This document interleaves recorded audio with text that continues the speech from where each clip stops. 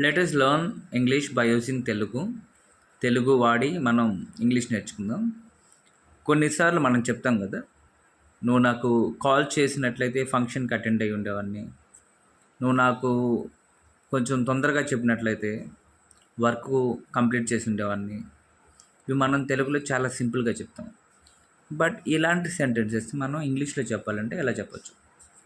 ఇలాంటి సెంటెన్సెస్ మనం ఇంగ్లీష్లో చెప్పాలంటే థర్డ్ కండిషనల్ వాడతాం.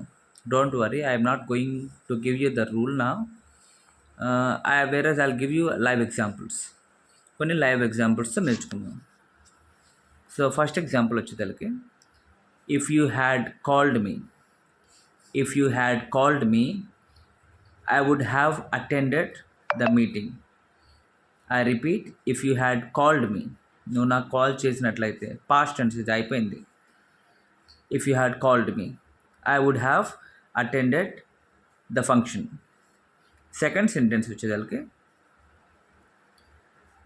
నాకు కొంచెం అర్లీగా చెప్పినట్లయితే వర్క్ కంప్లీట్ చేసి ఉండేవాడిని. వర్క్ అవ్వలేదు, ఒక మిస్టేక్ అయితే. సెకండ్ వచ్చేదానికి, తన కలీగ్ తనకి ఇన్ఫామ్ చేయలేదు.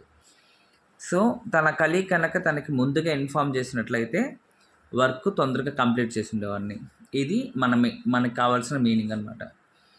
ఇది నేర్చుకుందాం ఒకసారి ఇంగ్లీష్లో. If you had called me earlier, I repeat, if you had called me earlier, నువ్వు నాకు అర్లీగా కాల్ చేసినట్లయితే. I would have completed the work, నేను వర్క్ కంప్లీట్ చేసి ఉండేవాడిని. సో ఇట్లాగ మనం if you had called me, ఇక్కడ వర్బ్ మనం చేంజ్ చేస్తే చాలు, V3 వాడుకుంటూ ఉండాలి. If you had completed the work, I would have given you a gift. If you have played well, you would have won the man of the match. ఇట్లా చెప్పొచ్చు అనమాట. Keep on learning English. Good luck.